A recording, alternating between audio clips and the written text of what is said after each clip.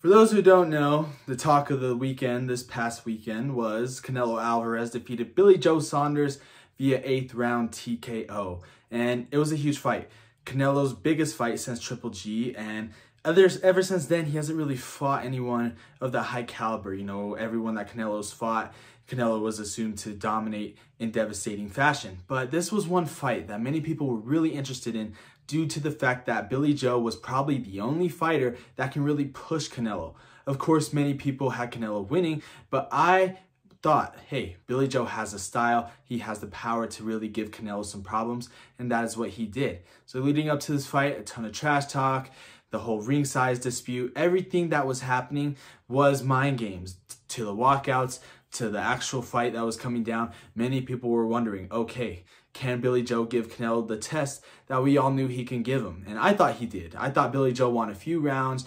I thought Billy Joe did the funkiest style of fighting that we have seen from anybody that has fought Canelo. You know, the only person to ever bring the fight to Canelo was Triple G. And Billy Joe was bringing the fight to Canelo. He was using his jab. He was using his head movement. And the only thing I have to say is both men have elite head movement, 1000%. But I think Canelo's head movement was just truly better. You know, he hardly got hit. If you look at his face after the fight, barely had a scratch on it. Truly one of the best at not getting hit is Canelo Alvarez. Now, what many people don't understand is that Canelo was really setting up his uppercut that won him the fight. Billy Joe was biting on a lot of the feints that Canelo was using. Canelo was trying to feint to the body. He was throwing the uppercut a lot to the body. And if you saw throughout the fight, Canelo was getting hit a lot more than we're accustomed to seeing.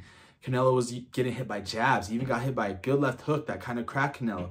Of course, Canelo, one thing that I like about him is he lands nothing but power punches. Every punch that Canelo throws is hard as shit, guys. Hard as shit. And it just means his cardio is off the charts. For him to throw nothing but power punches, of course he throws, you know, little setup punches, but all the punches he throws are power punches. And therefore, it just sets up for nothing but knockouts, nothing but hard punches. And at the end of the day, that's what we saw.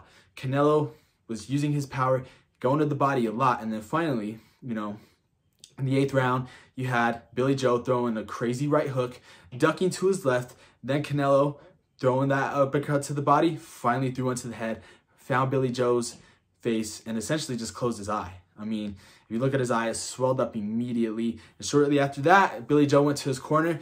Canelo had all the momentum after one shot, one right uppercut. That's just truly powerful and truly insane. Many people, when they saw Billy Joe's eye in between rounds, thought this fight is done. You know, he can't see, it's not opening. You can't really go out there and fight with one eye. And many people were thinking, oh, Billy Joe quit, Billy Joe quit. No, after the fight, we saw he didn't let anybody dictate his outcome of the fight. Basically, what I'm saying is that Billy Joe said, I'll fight, but it's not up to me. So therefore, his corner called it. Canelo won via 8th round TKO.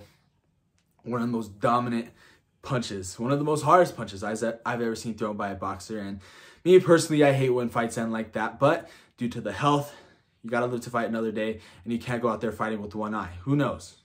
Well, from what we've heard, this is a fractured orbital bone, meaning basically just around his eye, his cheekbone was broken, so Billy Joe cannot go in there and continue to keep fighting.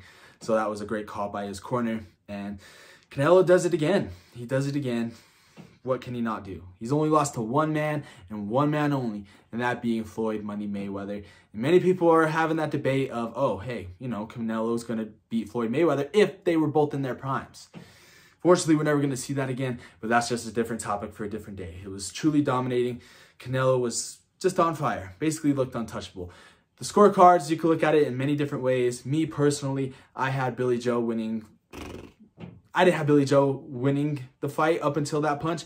I had it 4-4 going into the 8th, after 8. 4-4, Billy Joe won 4, Canelo won 4. But that punch sealed the deal. Canelo punches so hard, possibly looking at Caleb Plant next, which I don't think Caleb Plant will even touch Canelo. If there's only one guy that could beat Canelo, I thought it was Billy Joe Saunders. And I thought Triple G beat Canelo twice. Again, different conversation for a different day. But at the end of the day, Canelo is just a bad man. He is a beast. He is a monster. He has truly grown since his loss to Floyd Mayweather and is pound for pound the best fighter in all of boxing as of today. There's no other debate about it. You can say it's Floyd, sure, but Canelo, 1000%. He has never turned down an opponent. He has never, ever been in that much trouble. We've never seen him dropped. We've never seen him face real adversity other than the the Triple G fight.